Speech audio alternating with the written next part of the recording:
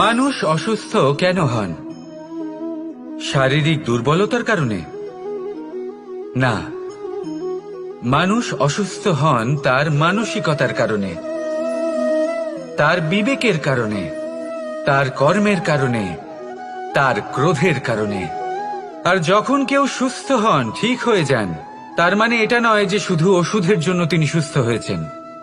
না, এটা কারোর তার প্রতি প্রেমের প্রভাব, বিশ্বাসের প্রভাব, সম্বলের প্রভাব। শুধুমাত্র ওষুধ দিয়ে কিছুই হয় না। যদি মনে প্রেম থাকে, বিবেক থাকে, বিশ্বাস থাকে, সম্বল থাকে, তবেই সেই ওষুধ কাজ করতে পারে। তাই মনে রাখবেন, এই জীবন হলো অত্যন্ত ছোট। মনে প্রেম ভাব রাখুন, মিত্রতা করুন, শত্রুতা নয়। ভালোবাসুন, বিদ্বেষ নয়। আর এই ভালোবাসার সাথেই বলুন রাধা রাধা। মানুষ নিজের জীবনে ঈশ্বরকে খুব মান্য করে, ওনার জন্য কি না করে। ভিন্ন ভিন্ন নামে তাকে স্মরণ করে, তাকে পুজো করে, তার আরাধনা করে। সে জানে যে ঈশ্বর তাকে শক্তি অবশ্যই দেবেন, তাকে সাহায্য অবশ্যই করবেন। কিন্তু যখন প্রশ্ন আসে গুরু এবং ঈশ্বরের, তখন গুরুর মান কখনো কম হওয়া উচিত নয়। কারণ সত্যি বলতে কি, গুরুই হলেন সেই সিঁড়ি যা বেয়ে আপনি ঈশ্বরের কাছে পৌঁছানোর পথ খুঁজে পাবেন। সেই পথ আপনি গুরুর থেকেই পাবেন। গুরু না থাকলে আপনি কখনো ঈশ্বর লাভ করতেই পারবেন না। আর জীবনে অনেক সময় লক্ষ্যের থেকেও অনেক বেশি গুরুত্বপূর্ণ হলো পথ। তাই এই পথের সম্মান করতে শিখুন, অর্থাৎ গুরুকে সম্মান করতে শিখুন। কারণ গুরুই হলেন পরমেশ্বর। তাহলে আসুন আর আমার সাথে ভালোবেসে বলুন রাধা রাধা। জীবনে এমন কিছু কাজ রয়েছে যা আপনাকে একাই করতে হয়, আর এমন কিছু কাজ রয়েছে যা আপনাকে একসাথে মিলে করতে হয়, একজোট হয়ে, সঙ্গবদ্ধ হয়ে। এবার সঙ্গবদ্ধ বলতে কি বোঝাতে চাইছি? আমি তাদের কথা বলছি না যারা বাস্তবিকভাবে একে অপরের সাথে কাজ করেন। আমি তাদের কথা বলছি যারা একে অপরের থেকে দূরে থেকেও একে অপরকে বিশ্বাস করেন। আমি আগেও বলেছিলাম, সমস্ত বিশ্বের আশা বিশ্বাসেই বসবাস করে, তাই না? তাই যেখানে সমস্ত বিশ্ব আছে, সমস্ত সংসার আছে, সেইখানেই বিশ্বাস রয়েছে। তাই আপনার আশেপাশে এমন দল সঙ্গবদ্ধ করুন যাদের আপনার উপর বিশ্বাস আছে আর যাদেরকে আপনি বিশ্বাস করতে পারেন। তাহলে আসুন আর আমার সাথে ভালোবেসে বলুন রাধা রাধা। মানুষ এক অত্যন্ত বিচিত্র প্রাণী। পরিকল্পনা করে, ষড়যন্ত্র করে, প্রচেষ্টা করে, কাউকে পরাজিত করার চেষ্টাও করে। সাপকে একটা দড়ি মনে করে হাতে চেপে ধরার চেষ্টা করে, কিন্তু একটা কথা বুঝতেই পারে না, সময়ের এই সাপ, এটা হাতে চেপে ধরাই যায় না। আর আপনি যা করবেন তা আবার ফিরে আসবে আপনারই সামনে। দেখুন, এতে কিছুই যায় আসে না যে আপনি কুম্ভকারের পুত্র নাকি কৃষ্ণের পুত্র। যদি আপনি অনুচিত কর্ম করেন তাহলে আপনার সাথেও অনুচিতই হবে। অশুভ কর্ম করলে আপনার সাথেও অশুভই হবে। কুরু বংশ অত্যন্ত মহান বংশ ছিল। এই কুরু বংশ কি হলো তার সাথে? একটা গোটা বংশ বয়ে গেল, কারণ ওনাদের উদ্দেশ্য অশুভ ছিল। অন্যদিকে 5 জন বনবাসী পাণ্ডব মহাভারত বিজয়ী হলেন, কারণ তাদের উদ্দেশ্য শুভ ছিল। তাই মনে রাখবেন, শুভ অগ্নি প্রজ্বলিত করবেন, শুভ তাপ সঞ্চার হবে। অশুভ অগ্নি প্রজ্বলিত করবেন, নরকেই জ্বলতে হবে।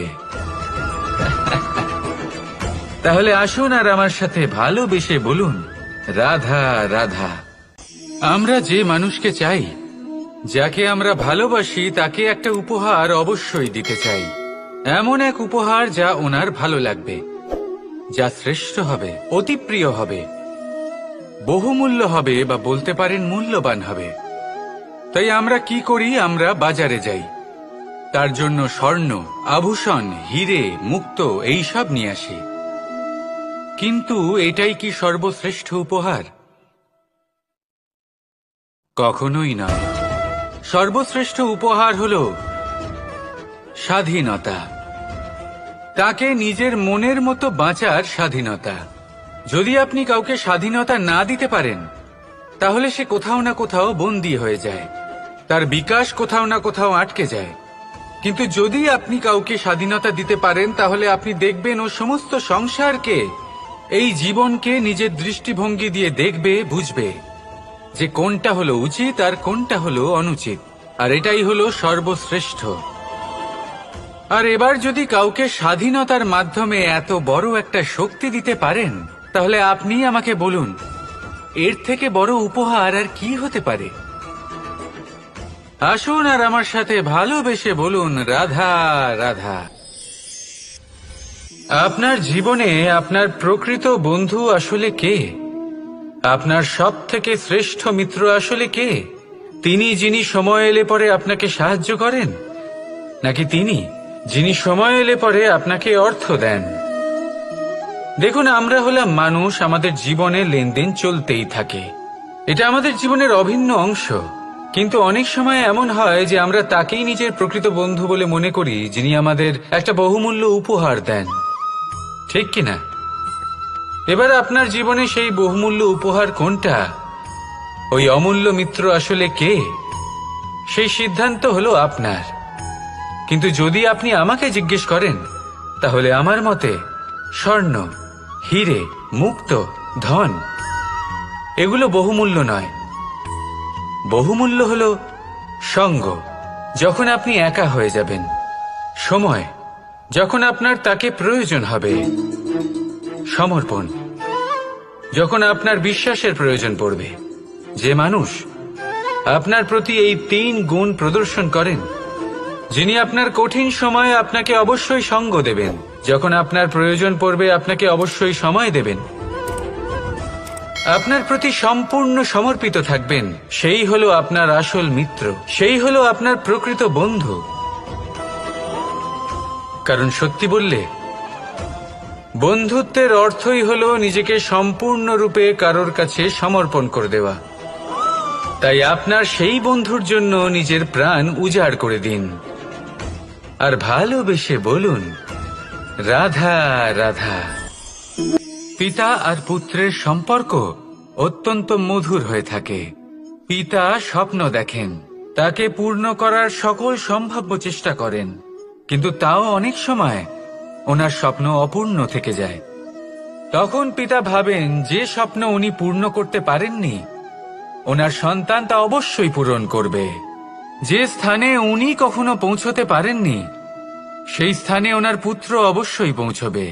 পিতা নিজের সন্তানের ভবিষ্যৎ নিয়ে সেই স্বপ্ন দেখেন, আর যখন সেই সন্তান সামনে এগোতে থাকে, তখন তার দুঃখ হয় না, বরং গর্ব হয়। ওনার ভালো লাগে এটা দেখে যে ওনার সন্তান অনেক উন্নতি করছে। কিন্তু যখন সন্তান নিজের অভিভাবকের শক্তি দেখে, তার যশ দেখে হিংসা করতে থাকে, সমস্যা সেইখানেই শুরু হয়। সেই জন্য সকল সন্তানকে এটা মনে রাখতে হবে, দেখুন, পুত্র হবার সুবাদে, এক সন্তান হবার সুবাদে এটা হলো আপনার অধিকার যে আপনি আপনার পিতার থেকে বেশি উন্নতি করবেন। আপনার পিতাও এটাই চান, কিন্তু সুস্থভাবে এটা করুন। একটা রেখা টেনে নিন, যাতে আপনি তাতে এগোতে পারেন, আর আপনার পিতার তাতে গর্ববোধ হয়, আর সেই বিষয়ে দুঃখ না হয় যে আমার সন্তান আমাকেই ছোট করার চেষ্টা করছে। ইতিহাস সাক্ষী রয়েছে, যে মানুষ অন্য কাউকে ছোট করার চেষ্টা করেছেন, সেই মানুষই ছোট হয়ে গেছেন। আর আমার মনে হয় না আপনি এটা চান, কারণ কোনো একদিন আপনিও কারোর পিতা হবেন। আসুন আমার সাথে ভালোবেসে বলুন, রাধা রাধা। মানুষ তার জীবনে 2 ধরনের পরিস্থিতিকে খুব ভয় পায়। 1, কোনো কারণবশত কারোর সামনে নত হওয়া। 2, কোনো কারণে নিজের চরিত্র থেকে, নিজের মূল্যবোধ থেকে বিচ্যুত হওয়া। এবার কেন হয় এরকম যে কথায় কথায় কারোর সামনে নত হতে হয়? কেন বারংবার নিজের চরিত্র থেকে চ্যুত হতে হয়? এরকম কেন হয়? এটা তখনই হয় যখন আমাদের শিক্ষা এবং মূল্যবোধের অভাব থাকে। যদি মানুষের মধ্যে প্রকৃত শিক্ষা থাকে তাহলে এই সংসারে কোনো সময় এবং কারোর সামনেই নত হওয়ার কোনো প্রয়োজন নেই। যদি মানুষের মধ্যে মূল্যবোধ থাকে তাহলে তাকে নিজের মূল্যবোধ বা চরিত্র থেকে বিচ্যুত হতে হয় না, তা সে যাই হয়ে যাক না কেন। কোনো বালককে যদি জন্ম থেকেই সুশিক্ষার অধিকারী করা হয়, শিক্ষিত করা হয়, মূল্যবোধের অধিকারী করা হয়, তবে সে এই সংসারে এমন কর্ম করবে যাতে সে নিজেকে, নিজের পরিবারকে, সমগ্র সমাজকে গর্বিত করতে পারে। শিক্ষা লাভ করুন, মূল্যবোধ লাভ করুন এবং আমার সাথে ভালোবেসে বলুন, রাধা রাধা। এই সংসারে কোনো বস্তু হোক বা ব্যক্তি হোক, তার একার গুরুত্ব কিন্তু খুব বেশি নয়। একটা উদাহরণ হিসেবে বৃষ্টির ফোঁটাকে ভেবে দেখুন। যদি একটি বৃষ্টির ফোঁটা হয় তাহলে তার খুব বেশি গুরুত্ব থাকে না, কিন্তু যখন সহস্র বৃষ্টির ফোঁটা মেঘের মধ্যে দিয়ে ঝরে পড়ে তখন সেটা বর্ষার রূপ ধারণ করে। সেই বর্ষা যা এই প্রকৃতিকে শান্ত করে। সেইভাবেই পাথরের ছোট টুকরো, তার খুব বেশি গুরুত্ব থাকে না, কিন্তু যখন অসংখ্য পাথরের টুকরো একত্রিত হয় তখন তা পর্বতের আকার ধারণ করে। সেইভাবেই কিছু মানুষ যখন একত্রিত হন তখন তৈরি হয় পরিবার, কিছু পরিবার যখন একত্রিত হয় তখন তৈরি হয় সমাজ, যখন অনেক সংখ্যক সমাজ একত্রিত হয় তখন তৈরি হয় রাজ্য। এবার এই রাজ্যের সবথেকে গুরুত্বপূর্ণ ব্যক্তি হতে পারেন রাজা, কিন্তু তাও সেই রাজা একা কিছু করতে পারেন না। যুদ্ধ লড়ার সময় তারও নিজের সৈন্যদলকে প্রয়োজন পড়ে। কিন্তু এই সংসারে এমন একজন ব্যক্তি আছেন যিনি একাই সব কাজ করতে থাকেন, এবং সেই ব্যক্তি হলেন মা। আমাদের জীবনে একজন পিতার ভূমিকা কিন্তু নিঃসন্দেহে অমূল্য, কিন্তু আমাদের সকলের জীবনে যে ভূমিকা একজন মায়ের তা অন্য কারোর থাকে না। একজন মা একাই সন্তানকে বড় করতে পারেন, সংস্কারী করে তুলতে পারেন, তার জন্য পরিশ্রম করেন।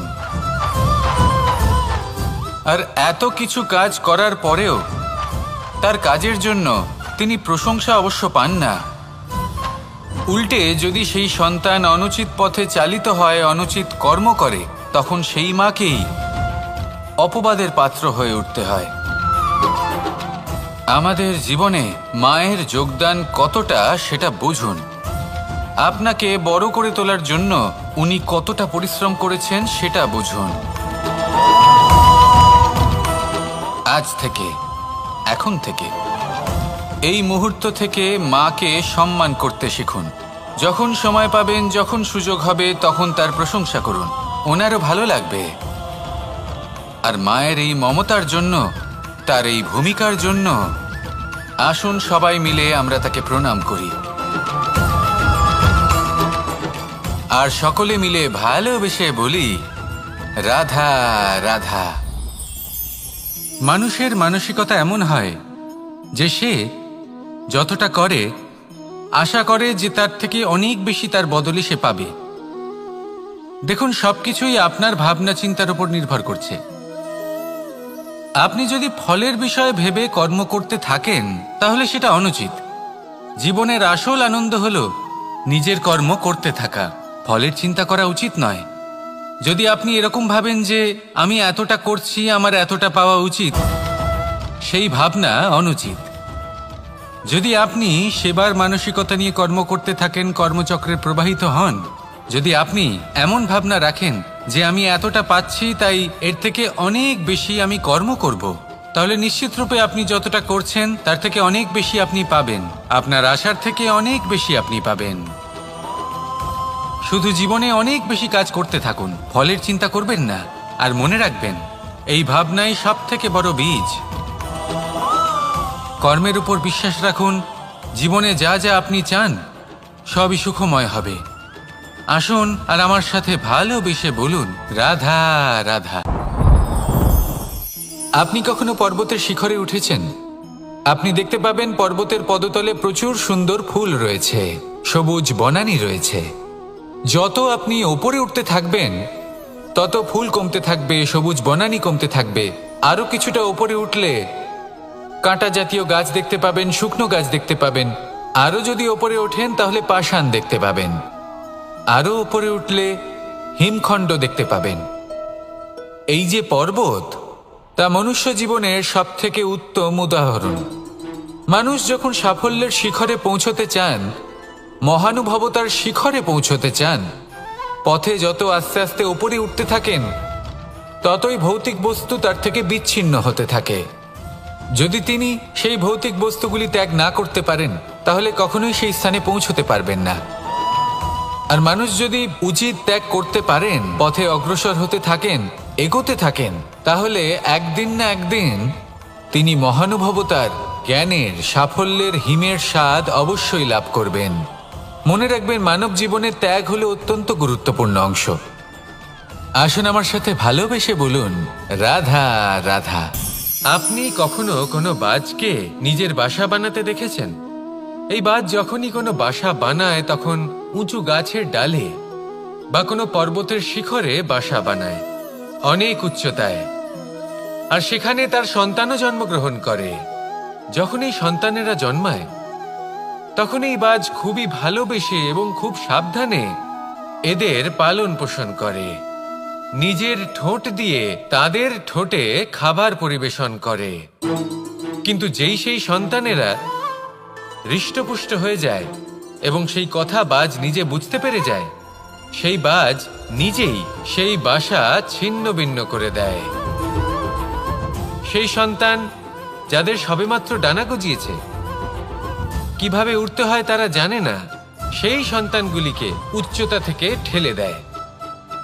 সেই সন্তান প্রথমে ভয়ভীত হয়ে যায়। তারা সামনে মৃত্যুকে দেখতে পেয়ে ভয়ের কারণে তাদের ডানা ঝাপটাতে থাকে।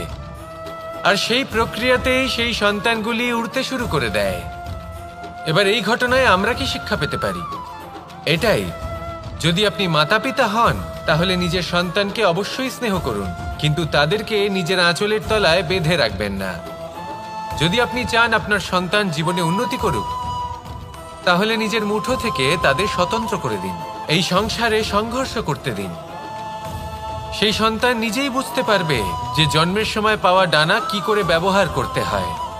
আর আপনার চোখের সামনে আপনার সন্তান এই আকাশে উড়তে থাকবে। তাহলে আসুন আমার সাথে ভালোবেসে বলুন, রাধা রাধা। এই সংসারে সব থেকে বড় ব্যক্তি কে? আপনি বলবেন, এ কেমন ধরনের প্রশ্ন? কিন্তু এটা হলো সব থেকে উচিত প্রশ্ন। কেউ এর উত্তর দেবে যে সেই মহাপ্রতাপী রাজা, তিনি হলেন সব থেকে বড় ব্যক্তি, সেই বড় রাজনীতিবিদ, তিনিই সব থেকে বড় ব্যক্তি। আমি আপনাকে জানাই যে সংসারের সব থেকে বড় ব্যক্তি হলেন তিনি, যার সাথে দেখা করলে আপনি নিজেকে ছোট মনে করবেন না। কোনো ব্যক্তি যিনি সব থেকে বেশি শক্তিশালী, আপনি যদি তার সামনে যান, তাহলে উনি আপনার অন্তরের শক্তিকে বাইরে বের করে আনবে। আপনার অন্তরের লুকিয়ে থাকা শক্তিকে জাগ্রত করতে প্রেরণা প্রদান করবে। তিনি হলেন বড় ব্যক্তি, তিনি হলেন মহান ব্যক্তি। তিনি নন যিনি নিজের বল এবং ঐশ্বর্য দ্বারা আপনাকে তার সামনে ছোট প্রমাণ করবেন। এবং সেই জন্য মহাদেব আমার আরাধ্য হলেন আমার খুব প্রিয়। কারণ রাজা হোক বা ফকির, কেউ যদি ওনার সামনে যান, তাহলে সে নিজেকে ছোট মনে করেন না। আপনিও যদি জীবনে অনেক বড় হতে চান, তাহলে কাউকে কখনো নিজেকে ছোট মনে করতে দেবেন না। তার অন্তরে বড় হয়ে ওঠার প্রেরণা প্রদান করুন। আসুন আমার সাথে ভালোবেসে বলুন, রাধা রাধা। সূচের শেষে একটি ছিদ্র থাকে, যার দ্বারা আমরা এই সুতো পরাতে পারি। আর তারপর সূচের সাহায্যে এই সুতো দিয়ে বস্ত্র সেলাই করা যায়। কিন্তু যদি সুতোটা সোজা করে ধরা না হয়, তাহলে সূচে কখনো এই সুতো পরানোই সম্ভব নয়। যদি এতে কোনো গিঁট পড়ে, তখন তা কখনোই এই ছিদ্র দ্বারা প্রবেশ করা সম্ভব নয়। ঠিক এইভাবেই যদি আপনি কারোর জীবনে প্রবেশ করতে চান, কারোর অন্তরে প্রবেশ করতে চান, তাহলে আপনাকেও সহজ থাকতে হবে। এতে কোনো গিট থাকলে চলবে না, অর্থাৎ মনে যাতে কোনো মালিন্য না থাকে, যেন কোনো কুচিন্তা না থাকে। যদি এসব থাকে তাহলে আপনি কখনো কারোর জীবনে প্রবেশ করতে পারবেন না। আর যদি কোনোভাবে আপনি প্রবেশ করেও যান তাহলে তার মনে ঘর করতে পারবেন না। নিজেকে এই সুতোর মতন করে তুলুন, সহজ। মনে যেন কোনো কুচিন্তা না থাকে, সবার প্রতি যেন সদ্ভাবনা থাকে, শুভ চিন্তা থাকে। এমনটা করতে থাকুন। এমন একটা দিন আসবে যেদিন এই সমস্ত সংসারের ব্যক্তির মনে আপনি বাস করবেন, আর তখন এই মন প্রসন্ন হয়ে বলবে, রাধা রাধা। কথায় আছে যে এমন কোনো অক্ষর নেই যার দ্বারা কোনো মন্ত্র হয় না, এমন কোনো বনস্পতি নেই যা নিজেই একটা ঔষধি নয়, পৃথিবীর এমন কোনো ব্যক্তি নেই যার মধ্যে কোনো যোগ্যতা থাকে না। শুধু প্রয়োজন হলো যে ব্যক্তিকে আমরা খুঁজে চলেছি তাকে সঠিকভাবে চিনে নেওয়া। যদি তার যোগ্যতা, তার বিশেষত্ব আমরা বুঝতেই না পারি, তাহলে আর লাভ কি রইল? এই সংসারে এমন অনেক ব্যক্তি রয়েছেন যারা ছোট ছোট অসফলতার কারণে আপনাকে এটা বলে দেবে যে আপনি কোনো কাজের নন, আপনি হলেন মূর্খ, আপনি কিছুই করতে পারবেন না। এইসব কথায় কখনোই বিশ্বাস করবেন না, কারণ আপনি এবং প্রত্যেকটি জীব এই পরমাত্মা এবং এই প্রকৃতির সৃষ্টি, যা অত্যন্ত বিশেষ। যদি আপনাকে উদাহরণ দিই তাহলে একদিকে আছে তরোয়াল, একটা বড় লম্বা তরোয়াল যার দ্বারা যুদ্ধ করা যায়, জয়লাভ করা যায়। আর অন্যদিকে রয়েছে একটা ছোট্ট সূচ, কিন্তু যে কাজ একটা ছোট্ট সূচ করতে পারে তা একটা তরোয়াল দ্বারা সম্ভব নয়। এর অর্থ হলো এটাই যে প্রত্যেকটা রচনা অত্যন্ত অমূল্য এবং অত্যন্ত বিশেষ হয়। তাহলে বিশ্বাস রাখুন যে আপনি অত্যন্ত বিশেষ একজন, আর প্রেমের সাথে বলুন, রাধা রাধা। এটা হলো ধান গাছ। এর থেকে যে চাল উৎপন্ন হয় তা মানুষ গ্রহণ করেন। আর এটা কি? এ হলো জংলি ঘাস। একবার ভেবে দেখুন, যদি এই জংলি ঘাস ধান গাছের আশেপাশে থাকে তাহলে কি হবে? ধান উৎপন্ন হতে পারবে? তা উৎকৃষ্ট হতে পারবে? আমরা কি তা গ্রহণ করতে পারবো? কখনোই নয়। এই জংলি ঘাস ধানকে নষ্ট করে দেবে, কিন্তু নিজে জীবিত থাকবে। এটাই হলো আজকের শিক্ষা। এই সংসারে যদি আপনি নীতির পথে চলতে চান, উচিত কর্ম করতে চান, সংসারকে সেবা করতে চান, তাহলে জংলি ঘাসের মতো ব্যক্তিদের থেকে সবসময় দূরে থাকতে হবে।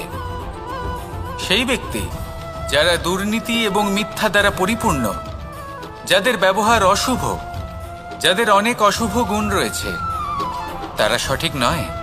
সেই সকল ব্যক্তি যাদের চরিত্র অত্যন্ত দুষ্ট হয়, তারা হয় শুভ চরিত্রের ব্যক্তিকে একদম নষ্ট করে দেয়, নয় নিজের মতো বানিয়ে তোলে। তাই যদি আপনি নীতির পথে চলতে চান, এই সংসারের জন্য শুভ কর্ম করতে চান, তাহলে সেই সঙ্গ লাভ করুন যে সঙ্গ জ্ঞানে পরিপূর্ণ, যাদের মধ্যে অনেক গুণ আছে, যাদের থেকে প্রতিদিন কিছু শিখতে পারবেন। এমন ব্যক্তির সাথে জীবন অতিবাহিত করুন। দুরাচারীদের থেকে দূরে থাকুন। তবেই এই মন প্রসন্ন হয়ে বলবে, রাধা রাধা। পঞ্চতত্ত্বের মধ্যে দ্বিতীয় তত্ত্ব হল ধরণী, ভূমি, যাকে আমরা ধরণী মাতা বলি। এই ধরণী ধৈর্য ধারণ করে, আর এর ওপরেই আমাদের সমগ্র সংসার নির্ভরশীল। কারণ এই ভূমি সহ্য ক্ষমতা রাখে। এর সহ্য ক্ষমতা হলো অপরিসীম। সন্তান যতই আঘাত প্রদান করুক না কেন, প্রেম পূর্বক সহ্য করে, আর তার বদলে অমূল্য রত্ন প্রদান করে। সন্তান যদি হাল চালায়, তাহলে তার বদলে তাকে অন্ন প্রদান করে। এটাই হলো ধরণী। এবার এর থেকে আমরা কি শিক্ষা পেতে পারি? এটাই যে কারোর জন্য কিছু করা বা কাউকে কিছু দেওয়া মনে কোনো কামনা ছাড়াই। আর এই কথাটা বুঝে যান, যদি কারোর জন্য কামনা না রেখে বা কোনো পাওয়ার আশা না রেখে কারোর জন্য কিছু করেন বা কারোকে কিছু দেন, যদি এটা আপনি শিখতে পারেন, তবে আপনি ভালোবাসতে শিখে গেছেন। আর সেই জন্যই এই ধরিত্রীকে মাতা বলা হয়। কারণ মাতা শুধু উনি নন যিনি গর্ভে সন্তানকে ধারণ করেন, মাতা তো উনিও যিনি জীবন বাঁচতে শেখান, যিনি জীবন বাঁচার উদাহরণ প্রদান করেন। তাহলে ধরনীর থেকে এই নিঃস্বার্থ ভাব শিখুন, নিঃস্বার্থ ভালোবাসা শিখুন, আর এই ভালোবাসার সাথেই বলুন রাধা রাধা। এই সংসারে আমরা প্রকাশ কোথা থেকে পাই? এর উত্তর বড়ই সরল। ভোরে যখন সূর্যোদয় হয় তখন প্রকাশের কিরণ আমাদের ঘরে এসে পৌঁছয়। এইভাবেই আমরা প্রকাশ লাভ করি। এবার এই প্রকাশের আলোতেই আমরা সারাদিনের কাজ সম্পন্ন করি। সন্ধে হয়ে যায়, সূর্যাস্তও হয়ে যায়, আর আমাদের ঘর যাতে অন্ধকার না হয় তার জন্য আমরা একটা প্রদীপ প্রজ্বলিত করি। এটাই ঘটে আমাদের জীবনেও। এবার প্রবাহমান আয়ুর সাথে আমরা আমাদের অন্তরে যদি একটা প্রদীপ প্রজ্বলিত করে নিই তাহলে বিষয়টাই অন্যরকম হবে। এবার আপনি বলবেন কোন প্রকাশের কথা বলছি যা আমাদের অন্তরে জাগ্রত করা সম্ভব? আমাদের আত্মার মাঝে প্রেমের প্রকাশ জাগ্রত করার কথা বলছি। কারণ আমাদের এই জীবন এও হলো দিনের আলোর মতো। আজ প্রকাশ আছে, কিন্তু কোনোদিন অবশ্যই অস্ত হবে। কিন্তু অস্ত হবার আগে যদি আমরা আমাদের আত্মার মাঝে প্রেমের এই প্রকাশ উজ্জ্বলিত করে নিই তাহলে আমাদের সন্ধ্যাকালও আমরা আনন্দে এবং প্রেমে যাপন করব।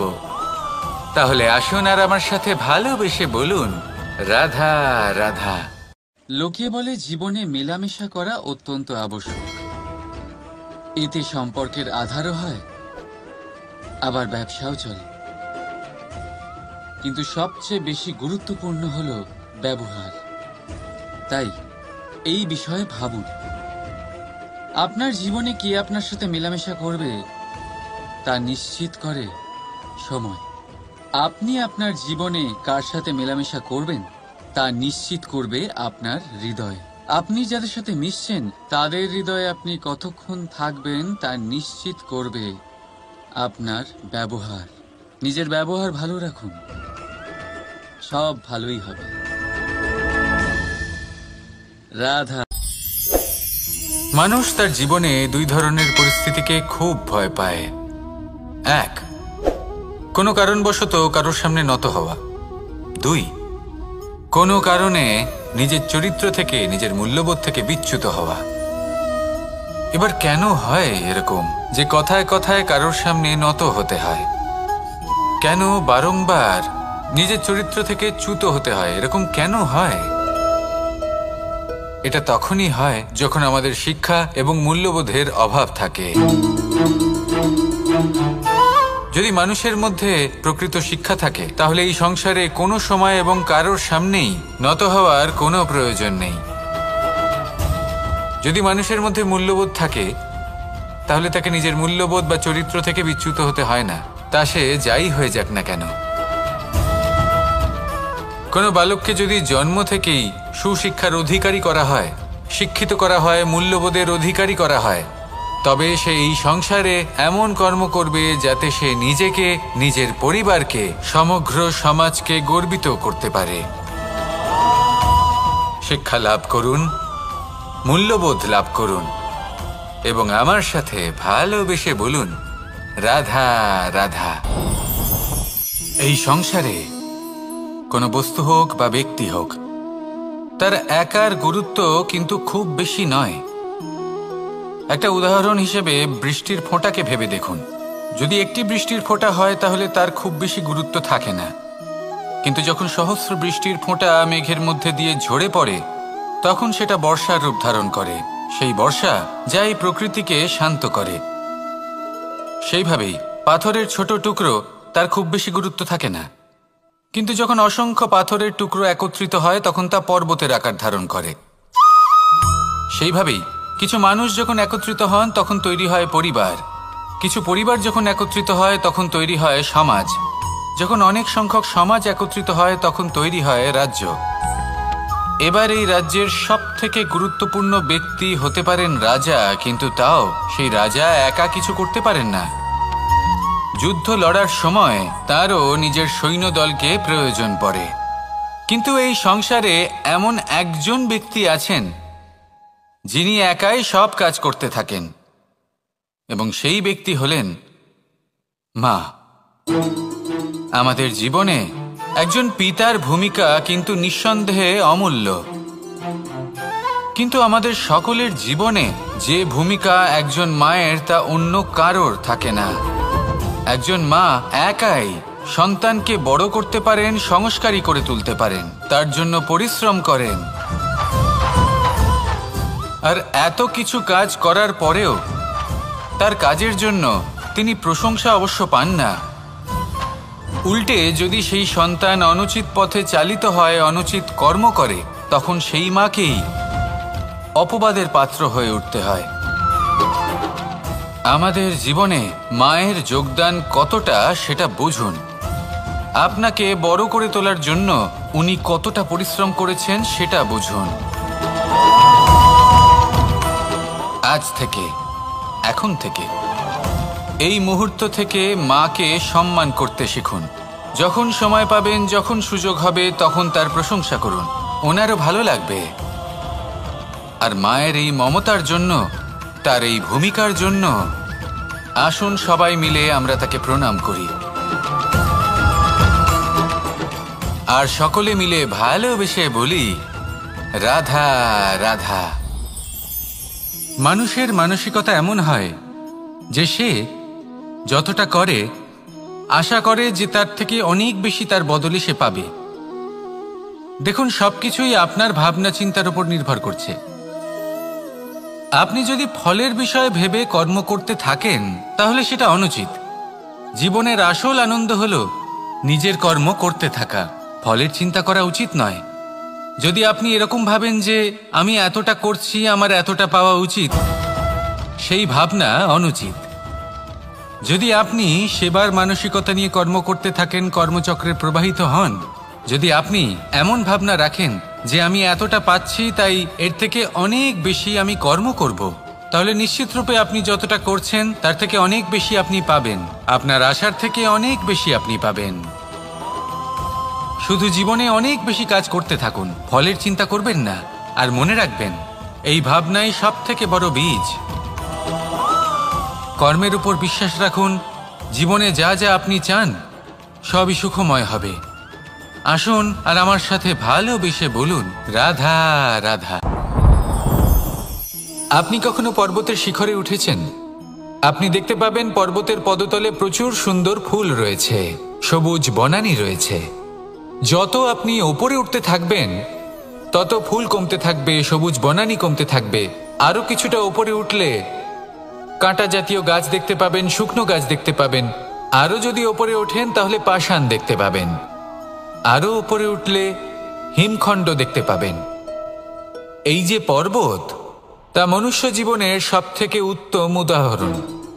মানুষ যখন সাফল্যের শিখরে পৌঁছতে চান, মহানুভবতার শিখরে পৌঁছতে চান, পথে যত আস্তে আস্তে উপরে উঠতে থাকেন ততই ভৌতিক বস্তু তার থেকে বিচ্ছিন্ন হতে থাকে। যদি তিনি সেই ভৌতিক বস্তুগুলি ত্যাগ না করতে পারেন তাহলে কখনোই সেই স্থানে পৌঁছতে পারবেন না। আর মানুষ যদি উচিত ত্যাগ করতে পারেন, পথে অগ্রসর হতে থাকেন, এগোতে থাকেন, তাহলে একদিন না একদিন তিনি মহানুভবতার, জ্ঞানের, সাফল্যের হিমের স্বাদ অবশ্যই লাভ করবেন। মনে রাখবেন, মানব জীবনে ত্যাগ হলো অত্যন্ত গুরুত্বপূর্ণ অংশ। আসুন আমার সাথে ভালোবেসে বলুন রাধা রাধা। আপনি কখনো কোনো বাজকে নিজের বাসা বানাতে দেখেছেন? এই বাজ যখনই কোনো বাসা বানায় তখন উঁচু গাছের ডালে বা কোনো পর্বতের শিখরে বাসা বানায়, অনেক উচ্চতায়। আর সেখানে তার সন্তানও জন্মগ্রহণ করে। যখন এই সন্তানেরা জন্মায় তখন এই বাজ খুবই ভালোবেসে এবং খুব সাবধানে এদের পালন পোষণ করে। নিজের ঠোঁট দিয়ে তাদের ঠোঁটে খাবার পরিবেশন করে। কিন্তু যেই সেই সন্তানেরা হৃষ্টপুষ্ট হয়ে যায় এবং সেই কথা বাজ নিজে বুঝতে পেরে যায়, সেই বাজ নিজেই সেই বাসা ছিন্ন ভিন্ন করে দেয়। সেই সন্তান যাদের সবেমাত্র ডানা গজিয়েছে, কিভাবে উঠতে হয় তারা জানে না, সেই সন্তানগুলিকে উচ্চতা থেকে ঠেলে দেয়। সেই সন্তান প্রথমে ভয়ভীত হয়ে যায়। তারা সামনে মৃত্যুকে দেখতে পেয়ে ভয়ের কারণে তাদের ডানা ঝাপটাতে থাকে, আর সেই প্রক্রিয়াতেই সেই সন্তানগুলি উড়তে শুরু করে দেয়। এবার এই ঘটনায় আমরা কি শিক্ষা পেতে পারি?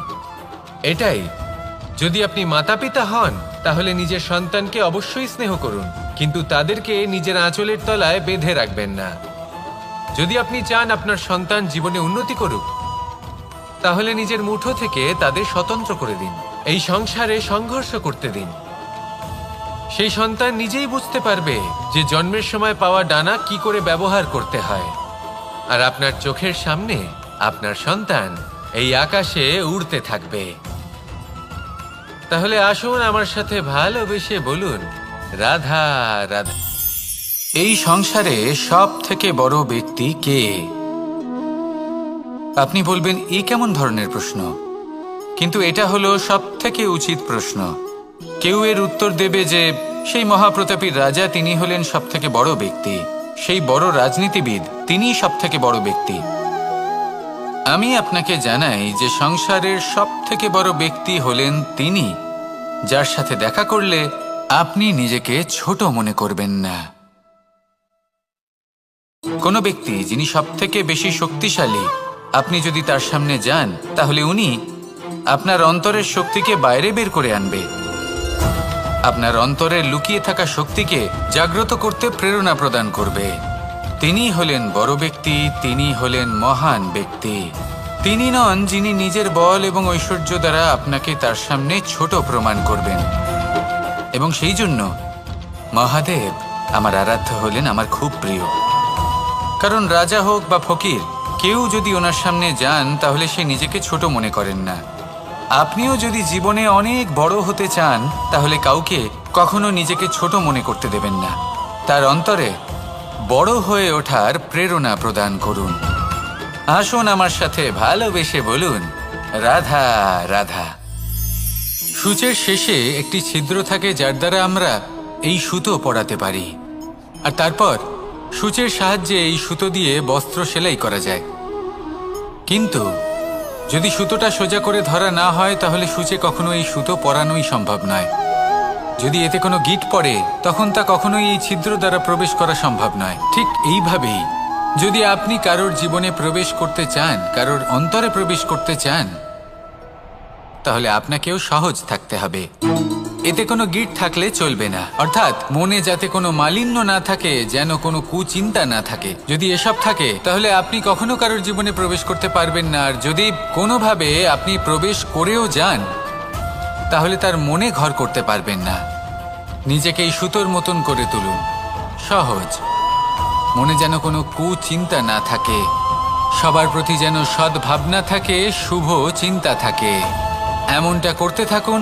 এমন একটা দিন আসবে যেদিন এই সমস্ত সংসারের ব্যক্তির মনে আপনি বাস করবেন, আর তখন এই মন প্রসন্ন হয়ে বলবে, রাধা রাধা। কথায় আছে যে এমন কোনো অক্ষর নেই যার দ্বারা কোনো মন্ত্র হয় না, এমন কোনো বনস্পতি নেই যা নিজেই একটা ঔষধি নয়, পৃথিবীর এমন কোনো ব্যক্তি নেই যার মধ্যে কোনো যোগ্যতা থাকে না। শুধু প্রয়োজন হলো যে ব্যক্তিকে আমরা খুঁজে চলেছি তাকে সঠিকভাবে চিনে নেওয়া। যদি তার যোগ্যতা, তার বিশেষত্ব আমরা বুঝতেই না পারি তাহলে আর লাভ কি রইল? এই সংসারে এমন অনেক ব্যক্তি রয়েছেন যারা ছোট ছোট অসফলতার কারণে আপনাকে এটা বলে দেবে যে আপনি কোনো কাজের নন, আপনি হলেন মূর্খ, আপনি কিছুই করতে পারবেন না। এইসব কথায় কখনোই বিশ্বাস করবেন না, কারণ আপনি এবং প্রত্যেকটি জীব এই পরমাত্মা এবং এই প্রকৃতির সৃষ্টি, যা অত্যন্ত বিশেষ।